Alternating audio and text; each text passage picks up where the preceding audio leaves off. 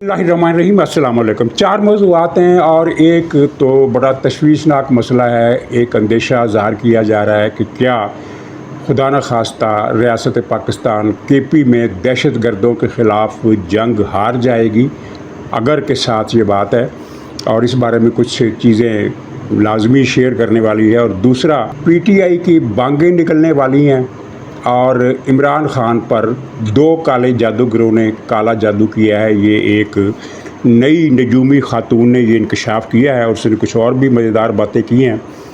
और फिर इंडिया के मीडिया में ये चीज़ें आ रही हैं कि भारत को मुस्तकबिल में दो पाकिस्तान का सामना होगा। मुस्तकबिल से मुराद यानी आजकल का जो मुस्तकबिल आने वाला है, उसमें दो पाकिस्तान भारत के सामने होंगे, एक पाकिस्तान और दूसरा बांग्लादेश जो पाकिस्तान बनता जा रहा है। और ये तबसरा किया गया है इस तनाज़ुर में कि ढाका की दूसरी बड़ी यूनिवर्सिटी जहांगीरपुरा की यूनिवर्सिटी में भी इस्लामी जमीयत तलबा के लोग कामयाब हो गए और उन्होंने 20 मरकज़ी सीटों के अलावा जो कुल मिला के 25 सीटें बनती हैं, उनमें से 20 सीटें जमहूरियत ने जीत ली है। तो इस हवाले से ये तबसरा किया गया है। तो आगाज़ करते हैं हम केपी से, जहां सूरत हाल बहुत नाजुक है। और मैंने थोड़ी देर पहले टाइम्स ऑफ इंडिया और दूसरे इंडिया के मीडिया आउटलेट, जो उनके यूट्यूब चैनल है, जो उनके वेब पेजेस हैं, इंटरनेट एडिशन जो होते हैं, उनमें ये चीज़ें मैंने देखी कि केपी में TTP के लोग जो भी दहशत गर्दी की कार्रवाइयाँ करते हैं पाकिस्तानी फ़ौज के ख़िलाफ़, जिस तरह पाकिस्तानी फ़ौजी काफ़िलों को वो निशाना बनाते हैं, जिस तरह वो फ़ौज की गाड़ियाँ रोकते हैं, जिस तरह वो रॉकेट चलाते हैं, जिस तरह वो फायरिंग करते हैं, वो सारी वीडियो इंडिया के मीडिया पर मौजूद है। और ये TTP वाले उनको ये वीडियो देते हैं, यानी जो कार्रवाई करते हैं ये उसको रिकॉर्ड करते हैं और रिकॉर्ड करने के बाद ये इंडिया के मीडिया को देते हैं। तो मेरा सवाल ये है कि बलूचिस्तान में दहशत गर्दों को फितनतुल हिंदुस्तान कहा जाता है, लेकिन केपी के में जो दहशत गर्द सरगर्म हैं उनको आप फितनतुल खवारिज कहते हैं, जबकि ये भी फितनतुल हिंदुस्तान है। फितनतुल खवारिज भी हैं और फितनतुल हिंदुस्तान भी हैं। तो इनको भी हिंदुस्तान के साथ अटैच करके पाकिस्तानी अवाम को बताया जाए कि केपी में जो कुछ हो रहा है वो सिर्फ अफ़गानिस्तान की तालिबान गवर्नमेंट ही नहीं कर रही, उसमें इंडिया पूरी तरह मुलव्वस है। जिस तरह वो बलूचिस्तान में मुलव्वस है, इसी तरह वो केपी में मुलव्वस है। और कल परसों जो कार्रवाइयाँ हुई हैं, जिसमें सिर्फ एक कार्रवाई में 12 फ़ौजी जवान शहीद हुए हैं, दूसरे में 7 फ़ौजी जवान शहीद हुए हैं, और इससे पिछला हफ्ता वो भी बड़ा भारी गुजरा है। तो उसके बाद पाकिस्तानी फ़ौज के अंदर और हुकूमत के अंदर एक तशवीश की लहर है। ये ख़ुद टाइम्स ऑफ इंडिया की भी हेडिंग यही है कि पाकिस्तानी फ़ौज स्टन रह गई है। ये उनकी बकवास है, स्टन तो नहीं रह गई, लेकिन ज़ाहिर है तशवीश तो है। और फिर कल बन्नू में आर्मी चीफ़ की और वज़ीर आज़म की मुलाकात भी हुई, जो एक इजलास में बदल गई, और इस इजलास में केपी हुकूमत का कोई नुमाइंदा नहीं आया। इसमें कुछ सख्त इक़दाम तजवीज़ किए गए और इक़दामात के फ़ैसले के बाद बॉर्डर पार कुछ कार्रवाइयाँ भी हुई, कुछ लोग उनके मारे गए, पाकिस्तान के अंदर भी कुछ लोग मारे गए।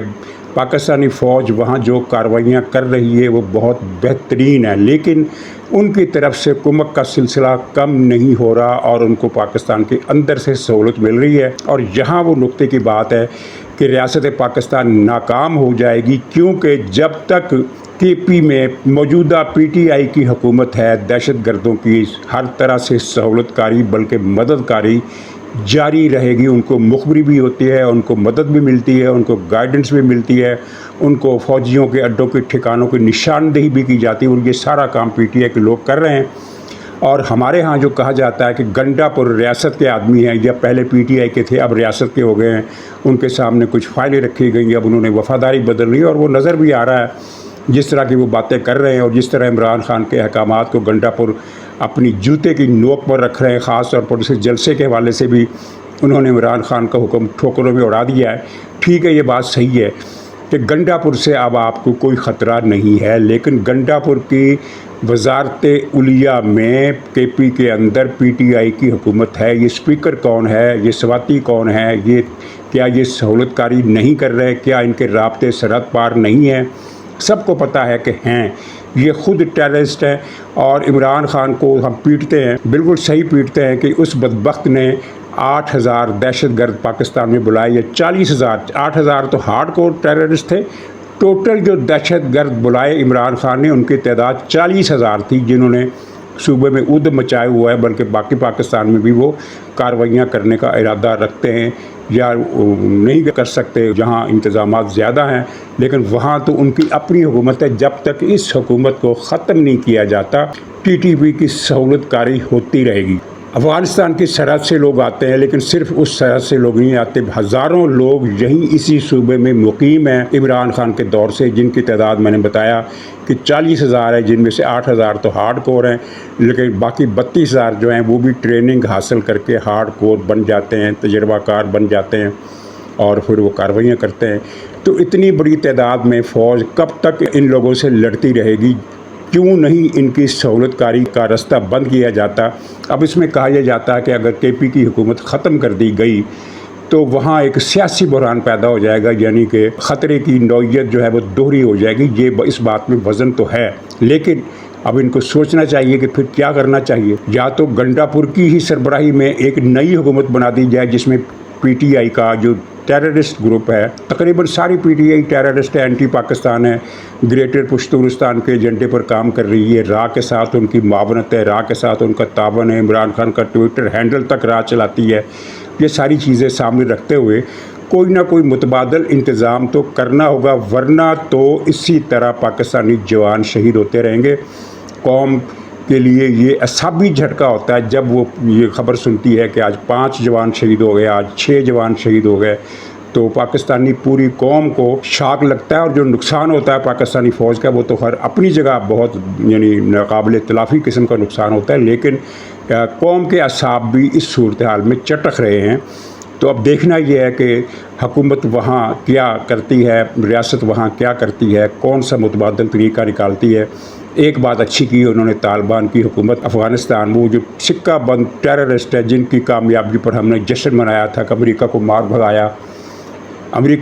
بھگایا، بھارت کو لا بٹھایا افغانستان میں۔ اچھا، اب دوسرا موضوع، پی ٹی آئی کا سفر اب بانگوں پر ختم ہونے والا ہے۔ انہوں نے 20 تاریخ کو اعلان کیا ہے کہ پورے ملک میں پی ٹی آئی کے لوگ اذانیں دیں۔ اذان کو فارسی میں بانگ کہتے ہیں اور پنجابی میں بھی بانگ ہی کہتے ہیں، لیکن بانگ جہاں اذان کا متبادل ہے، پنجابی ترجمہ ہے، وہاں پنجابی میں ایک محاورہ بھی ہے کہ فلانے کی تو بانگیں نکل گئیں، یعنی جب وہ اتنی زیادہ چیخیں اس کے منہ سے بلند ہوں کہ جن کو کہا جاتا ہے کہ کربناک چیخیں، اذیت ناک چیخیں، تو وہ بانگیں بلند ہونے والی ہے۔ پی ٹی آئی کو ہدایت کی گئی ہے کہ 20 تاریخ کو سب لوگ اپنی چھتوں پر چڑھ جائیں اور اذانیں دیں، اور جن کو اذان نہیں آتی، مزیدار فکرہ سنیے، جن کو اذان نہیں آتی وہ موبائل پر اذان چلائیں، یعنی اذان چلائیں نہیں بلکہ بجائیں۔ تو پی ٹی آئی کو اذانیں بھی نہیں آتی، تو یہاں ایک لطیفہ یہ ہے کہ کسی مجلس میں 4-5 لوگ بیٹھے ہوئے تھے، ان میں سے 2 زومبی تھے، جنریشن زی، جین زی اس کو کہتے ہیں، تو زی جو ہے زیڈ ہے، زیڈ فار زومبی، تو جنریشن زومبی کے بھی 2 آدمی بیٹھے ہوئے تھے۔ تو بات ہوئی اسی تحریک پر کہ بھی آپ اذانیں دینے والے ہیں، تو کسی نے اس سے پوچھا 2 زومبیز میں سے ایک کو کہ تم اذان دو گے؟ ہاں میں اذان دوں گا۔ تو اذان یاد ہے تمہیں؟ کہا ہاں یاد ہے۔ تو ان کو سناؤ۔ تو اس نے کہا ایاک نعبد و ایاک نستعین۔ تو لوگ ہنسنے لگے، تو اس نے اپنے ساتھی زومبی سے پوچھا یار یہ ہنس کیوں ہو رہے ہیں؟ تو اس نے کان میں کہا کہ تم نے اذان کے بجائے درود شریف سنا دیا ہے، یعنی اس کے خیال میں یہ جو ایاک نعبد و ایاک نستعین ہے یہ درود شریف تھا اور وہ اسے اذان سمجھ رہا تھا۔ تو یہ اذانیں کیا دیں گے؟ انہوں نے تو کبھی مسجد کی شکل نہیں دیکھی، انہوں نے کبھی اذان سنی نہیں، یا موبائل فون پر یہ اذان کے بجائے پتہ نہیں کوئی بھجن ہی نہ لگا دیں۔ اور پھر یہ بھی کہا گیا کہ جو لوگ چھت پر آنے کی ہمت نہیں رکھتے وہ صحن میں بیٹھ کر اذان دیں، یعنی پی ٹی آئی کی حالت یہ ہوگی کہ اذانیں دینے کے لیے بھی انہیں پتہ ہے کہ ہمارے کارکن چھتوں پر نہیں آئیں گے۔ تو خیر 20 تاریخ کو ان کی بانگیں تو نکلیں گی، لیکن کسی اور طریقے سے نکلیں گی، اور آپ اندازہ کیجئے کہ ان کا سفر کہاں سے شروع ہوا اور کہاں ختم ہو رہا ہے۔ ان کا سفر شروع ہوا تھا حقیقی آزادی سے، پاکستان کو حقیقی آزادی دلانی ہے، امریکہ کے پنجوں سے چھڑانا ہے، ہم کوئی غلام ہیں، اس طرح کے نعرے نغمے انہوں نے بنائے اور سما باندھ دیا، بس حقیقی آزادی کا وقت آ گیا ہے۔ پھر حقیقی آزادی کا سفر گھومتے عمران خان کو رہا کرو پر آ گیا۔ اب عمران خان کو رہا کرنے کی تحریک بھی ختم ہو گئی، اب تحریک ہے کہ عمران خان کا علاج کراؤ، عمران خان کو طبی سہولتیں دو، اور عمران خان کو اب اطلاع آئی ہے کہ پی ٹی آئی نے پھر مطالبہ کر دیا کہ عمران خان کا ایک اور طبی معائنہ کرایا جائے کیونکہ وہ بہت بیمار ہے۔ علیمہ خانم اور دوسری بہنیں تردید کرتی ہیں کہ اس پہ کوئی بیمار نہیں، ہٹا بھی ہے اور کٹا بھی ہے، اور لیکن پی ٹی آئی کہتی ہے کہ نہیں طبی معائنہ کراؤ۔ پتہ نہیں عمران خان کے طبی معائنہ کرا کر یہ کیا چیز، کون سی رپورٹ باہر لانا چاہتے ہیں۔ تو اب سلسلہ چلتا عمران خان کا علاج کراؤ، عمران خان کو طبی سہولتیں دو، بشرا بیگم کو ڈاکٹر دو۔ اب تحریک جو آ گئی ہے وہ اذانوں پر اور بانگوں پر نہ جلسہ کر سکتے ہیں، نہ جلوس نکال سکتے ہیں، نہ کوئی تحریک چلا سکتے ہیں، نہ سڑکوں پر لوگ لا سکتے ہیں۔ اب یہ کر سکتے ہیں تو صرف یہ کہ چھتوں پر چڑھ کر اذانیں دیں، اور اس میں بھی انہوں نے آپشن دے دی ہے کہ اگر آپ چھتوں پر نہیں چڑھ سکتے تو گھروں کے اندر ہی بیٹھ کر، اگر گھروں کے اندر بیٹھ کر بھی نہیں کر سکتے تو کمروں کو اندر سے کنڈی لگا کر، کھڑکیوں روشن دانوں پر پردے گرا کر، اور اگر کوئی ساؤنڈ پروف سسٹم ہے آپ کی کوٹھیوں میں تو وہ چلا کر کمرے کے اندر اذانیں دیں۔ اور اگر کمروں کے اندر اذانیں دینے کی بھی ہمت نہیں ہے تو چارپائی کے نیچے یا میز کے نیچے چھپ جائیں اور وہاں سے چھپ کر اذانیں دیں۔ اچھا ناظرین، پاکستان میں ہزاروں نجومی ہیں اور ایک نجومی خاتون کا اضافہ ہوا ہے، یہ ہے محترمہ افشاں ملک صاحب۔ ان کا دعویٰ ہے کہ وہ بغداد شریف، اجمیر شریف اور پتہ نہیں کلیئر شریف اور کہاں کہاں کے مزارات کی پاکستان میں خلیفہ خصوصی ہیں، یعنی ان تمام روحانی درگاہوں کی جو فرنچائز ہے ان کے پاس ہے پاکستان میں۔ یہ ان کا دعویٰ، فرنچائز کا لفظ استعمال نہیں کیا، لیکن جو کچھ انہوں نے کہا اس سے یہی ہے کہ جیسے فرنچائز ان کے پاس ہے، تو یہ ان کی واحد نمائندہ ہے۔ تو انہوں نے ایک انکشاف تو یہ کیا ہے کہ ظاہر ان کے پاس روحانی علوم ہے، جہاں عام آدمی، عام دنیاوی سائنسدان جہاں نہیں پہنچ سکتے وہاں یہ روحانی لوگ پہنچ جاتے ہیں۔ تو انہوں نے کہا ہے کہ پاکستان کی آبادی 23 کروڑ نہیں ہے بلکہ 28 کروڑ سے بھی زیادہ ہے۔ انہوں نے کہا کہ 28 کروڑ پاکستانی وہ ہیں جو عمران خان کے حامی ہیں، اور جو عمران خان کے مخالف ہیں ان کی تعداد انہوں نے نہیں بتائی، لیکن اگر ہم تھوڑی بہت رعایت دے دیں، چلیے کہہ لیتے ہیں کہ 2 کروڑ پاکستانی، 28 کروڑ عمران خان کے ساتھ ہیں اور 2 کروڑ عمران خان کے مخالف ہیں، تو پاکستان کی آبادی محترمہ کے خیال میں 30 کروڑ ہے۔ اور پھر انہوں نے انکشاف کیا کہ عمران خان پر کالا جادو ہوا ہے، اور کالا جادو بھی ایک تعویذ نہیں ہے، 2 تعویذ ہیں جو عمران خان کے اوپر کالا جادو کرنے کے لیے استعمال کیے گئے، اسی لیے وہ باہر نہیں آ رہے۔ اگر تعویذوں والی بات مان لی جائے تو تعویذ پھر عمران خان پر نہیں کیا ہوگا، وہ کسی اور پر کیا ہوگا جو ان تعویذوں کے زیر اثر عمران خان کو باہر آنے کی اجازت نہیں دے رہا۔ یہ تو نہیں ہو سکتا نا کہ تعویذ جس پر ڈالے جائیں وہ خود ہی گرفتار ہو کر اندر جیل میں بند ہو جائے۔ تو میرا سوال پی ٹی آئی والوں سے یہ ہے، وہ بھی اس نجومی خاتون کو وہ بہت مانتے ہیں پی ٹی آئی والے، تو میرا سوال یہ ہے کہ آپ کا تو دعویٰ تھا اور آپ کا تو ایمان تھا کہ بشرا بی بی کے پاس شیخ الطائفہ جن کو کہا جاتا ہے، ابن عربی، محی الدین ابن عربی سے بھی زیادہ علم ہے، مولانا روم سے بھی زیادہ علم ہے۔ یہ عمران خان نے کہا تھا نا، آن دی ریکارڈ کہا تھا، اور پوری پی ٹی آئی اس پر ایمان رکھتی ہے کہ بشرا بی بی جو ہیں وہ ابن عربی اور مولانا روم دونوں سے زیادہ علم رکھتی ہیں، اور زیادہ کتنا؟ کہیں زیادہ۔ ایک تو ہوتا ہے نا تھوڑا بہت زیادہ، کہیں زیادہ کا مطلب ہے کئی گنا، یعنی ان دونوں شخصیات کے پاس جتنا علم تھا اس سے کئی گنا زیادہ علم بشرا بی بی کے پاس ہے۔ تو میرا سوال یہ ہے کہ پھر یہ اتنا زیادہ علم ہونے کے باوجود 2 تعویذوں کا توڑ نہیں کر سکی یہ خاتون بشرا بی بی، تو پھر اس علم کا فائدہ؟ یا وہ علم بھول گئی ہیں جیل میں جانے کے بعد، دماغ سے نکل گیا ہے، ذہن سے نکل گیا ہے؟ تو یہ فیصلہ آپ کریں کہ یہ اتنا زیادہ علم بشرا بی بی کے پاس جو علم ہے ابن عربی اور مولانا روم سے بھی جو کئی گنا زیادہ ہے، یہ 2 تعویذ ان کا توڑ نہیں کر سکتا؟ تو یہ تو کمال کی بات ہے، سوچنے کا مقام ہے۔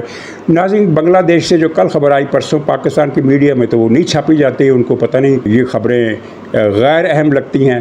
تو خبر یہ ہے کہ ڈھاکہ کی دوسری بڑی یونیورسٹی جہانگیر نگر یونیورسٹی میں بھی اسلامی جمع طلبہ کامیاب ہو گئی، اور اس نے مرکزی عہدیداروں کی سیٹیں بھی جیت لی، اور باقی جو کل سیٹیں ہوتی ہیں 25، ان میں سے کل ملا کر انہوں نے 20 سیٹیں جیتی ہیں۔ اور جہانگیر نگر یونیورسٹی ڈھاکہ کے علاقے میں ہے، اور اس کو 1970 میں یحییٰ خان کی حکومت نے بنایا تھا، شروع کی تھی تعمیر 1970 میں، اور 1 سال کے اندر یہ فنکشنل ہو گئی تھی، یعنی پاکستان ٹوٹنے سے پہلے یہ یونیورسٹی فنکشنل ہو چکی تھی، اتنی سپیڈ سے اس کو تعمیر کیا گیا۔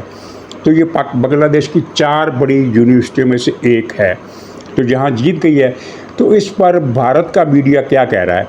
بھارت کے میڈیا پر میں نے بہت سے کمنٹس پڑھے، تو وہ اگر میں سب سناؤں تو بہت ٹائم لگے گا. میں صرف 2 فکرے بتاتا ہوں. ایک فکرہ ان کا یہ ہے کہ عنقریب بھارت کو ایک مختلف بنگلہ دیش کا سامنا ہوگا. مختلف بنگلہ دیش، مختلف سے مراد یہ ہے کہ اب تک بنگلہ دیش سے معاملات جس نہج پر جا رہے تھے اور جو اس کا انٹریکشن تھا بھارت کے ساتھ، اور بھارت کو بنگلہ دیش کی طرف سے بڑی بے فکری تھی، وہ ساری ختم ہونے والی ہے اور ایک نیا بنگلہ دیش ابھر کر سامنے آنے والا ہے. مطلب یہ ہے کہ جو نیا بنگلہ دیش ہوگا، الیکشن کے نتیجے میں وہاں ایک ایسی حکومت قائم ہو سکتی ہے جو کچھ ریڈیکل بھی ہوگی اور کچھ اینٹی انڈیا ہوگی، پرو پاکستان ہوگی، پرو اسلامسٹ ہوگی، پرو پان اسلام ہوگی. یعنی یہ نہیں کہ وہاں کوئی اسلامی خلافت قائم ہونے والی ہے، لیکن یہ ہے کہ ایک اورینٹیشن بنگلہ دیش کی پھر سے مسلم ورلڈ کی طرف ہو جائے گی اور یہ لامحالہ اینٹی انڈیا ہوگی.